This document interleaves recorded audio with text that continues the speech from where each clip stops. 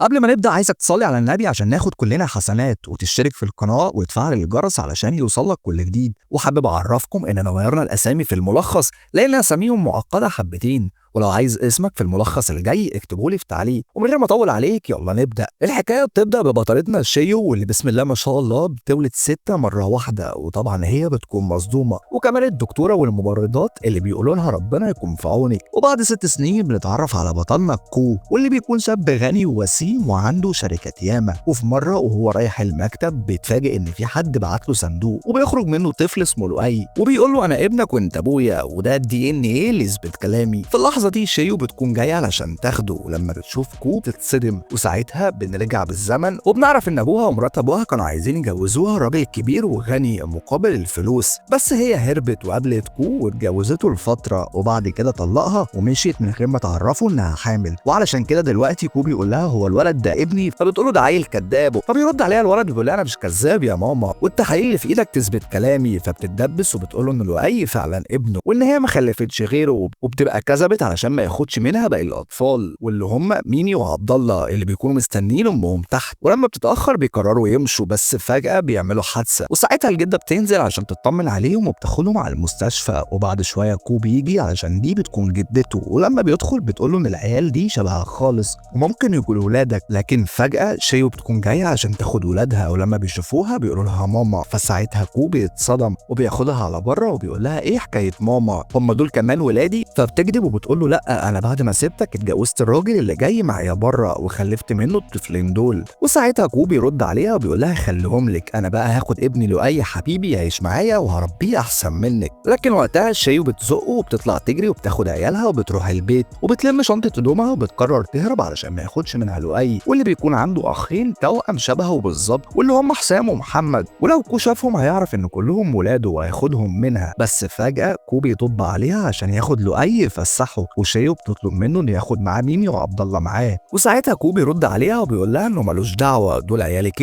انت بقى فسحيهم. وقتها الاطفال بيتضايقوا اللي هو المفروض ده ابونا احنا كمان، فليه ما خدناش معاه بقى؟ بس شيو بتقول لهم اوعوا تعرفوه ان انتوا ولاده علشان ما ياخدكمش مني. وساعتها الاطفال بيردوا بماشي. وبعدها شيو بتروح الشغل، وبعد شويه الجده بتجيلهم وبتتصدم لما بتلاقيهم 4 لان محمد وحسام طلعوا، فبتسالهم اذا كانوا اخوات. فوقتها ميمي بتعرفها ان هم 6 توأم، وبتقول لها ان اخونا الخامس مش هنا بينما السادس بيتفسح يا بخت. وساعتها الجده بتقول لهم ولا يهمكم يا حبايبي، وبتاخدهم علشان تفسحهم. وعلى الناحيه الثانيه بقى شيو بتكون راحت عشان تطمن على لؤي، واللي بيقول لها سيبيني في حالي انا مبسوط هنا. وكو بيكون فرحان جدا بكلامه، بس فجاه بيجيله اتصال وبيعرف ان الجده في المستشفى، فبيروح عشان يطمن عليها. فشيو بتستغل الموقف وبتقول لؤي يلا بقى مش هتروح معايا، فبيقول لها لا طبعا، واسيب اللعب دي كلها لمين؟ وبعدها بيجي لها هي كمان اتصال لان ولادها في المستشفى، فبتروح لهم. ولما كو بيوصل الجده بتعرفه ان شيو ضحكت عليه وكانت مخلفه 6، وان في 4 منهم كانوا معاها وموجودين في المستشفى هنا. فبيتصدم وبيروح علشان يشوفهم، بس شيو بتكون خدتهم ومشيت. والممرضه بتديله بطاقه الحضانه بتاعت واحد من الاطفال، ولما بيشوفها بيستغرب لان دي صوره لؤي بس الاسم اللي مكتوب محمد. وتاني يوم في الحضانه ابننا محمد بيشرفنا وبيطلع الاول على الفصل، بس زميله البارد ده بيكون متغاظ وبيقول له انت اكيد غشاش لان انا اهلي اغنياء وبيجيبوا لي مدرسين ومع ذلك ما عرفتش احل، ما بالك انت بقى امك الفقيره والخدامه فعرفت تحل ازاي؟ فساعتها محمد بيزعق له وبيتخانقوا سوا على دخله المدرسه اللي بتزعق لمحمد وبتطلب منه ان هو يعتذر للولد لان اهله اغنياء وبيدفعوا فلوس كتير للحضانه. ووقتها بيدخل كو اللي بيعرف ان ده محمد بينما اللي قاعد يبقى حسام، وهما الاتنين اخوات لؤي التوأم، فبيستنتج ان هما ال3 ولاده. وفجاه ام الولد بتكون جايه وبتطلب من محمد ان هو يعتذر لابنها، فكو بيقول لها ان ابني مش هيعتذر واللي عندك اعمليه. وبعدها بيجي جوزها واللي بيكون نافش ريشه حبتين، واللي هو انت ما تعرفش انا مين وشغال فين. ولما كو بيعرف انه شغال في شركته بيتصل بالسكرتيره وبيطلب منها انها تطرده. فوالد الطفل بيقول له صدقت بقى انا الحركه الهبله دي، ولكن بيتصدم لما بيجي له اتصال وبيعرف ان هو اتطرد من شغله. فوقتها بيشد مراته وابنه وبينزل على ركبته وبيعتذروا للتوأم. وبعدها بيجي الدور على المدرسه ام لسان طويل اللي بتفضل تزعق لكو حتى بعد اللي سمعته،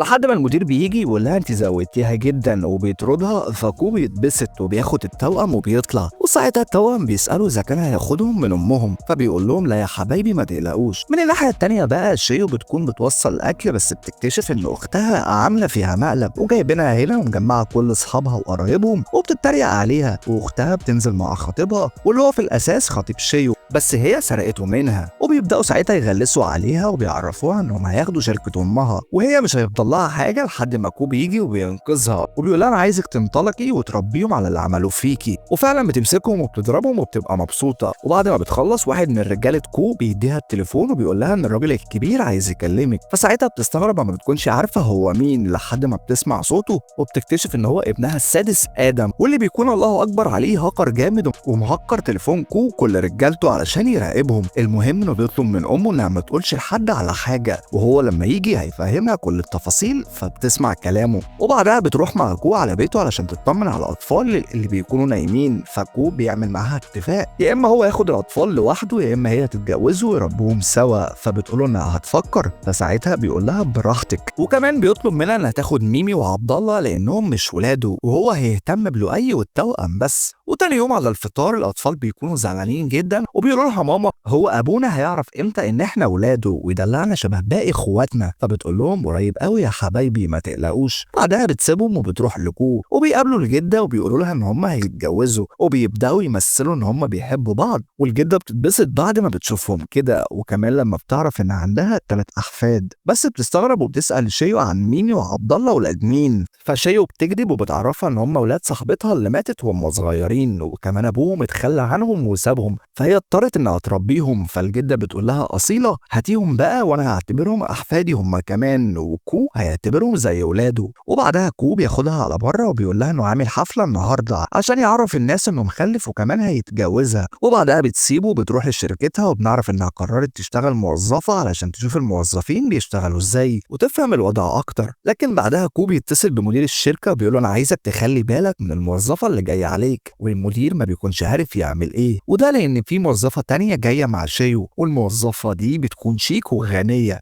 وعلشان كده المدير بيفتكر ان كو كان قصده عليها، فبيبدا يدلعها ويقول لها ارتاحي واحنا هنشتغل بدالك. وبيعامل شيو وحش جدا وما بيكونش عارف ان هي اساسا صاحبه الشركه، بس شيو بتعديها له وكمان بتسكت لما الموظفين بيغلسوا عليها. لكن لما كانت مروحه بتتفاجئ ان الموظفه الجديده مجمعه زمايلها وجايين يغلسوا عليها تاني، وكمان بيكسروا لها تليفونها. لكن هي وقتها بتقول لهم شاطرين يا حلوين، وده لاني مسجله كل اللي حصل صوت وصوره، فلو ما لمتوش نفسكم هفضحكم. فساعتها بيخافوا منها. وبعدها الموظفه الجديده بتكذب وبتقول لها ان كو حبيبي عامل حفله النهارده وانا عازماكي عليها. فشيء وتقول لها ريحي نفسك مش هروح. وبعدها بتلبس وبتتشيك وبتروح علشان تسأل كو إذا كان في حاجة ما بينه وبين الموظفة، وبيبقى سكران فبيقرب منها. ووقتها السكرتير بيبقى واقف بره يأمن لهم الجو. وفجأة الجدة بتيجي مع الأطفال وبتبقى عايزة تدخل لكو، لكن السكرتير بيوقفها والأطفال بيفهموا. وساعتها ميمي بتقول إن أكيد هيبقى عندنا أخ جديد قريب، والكل بيقعد يضحك.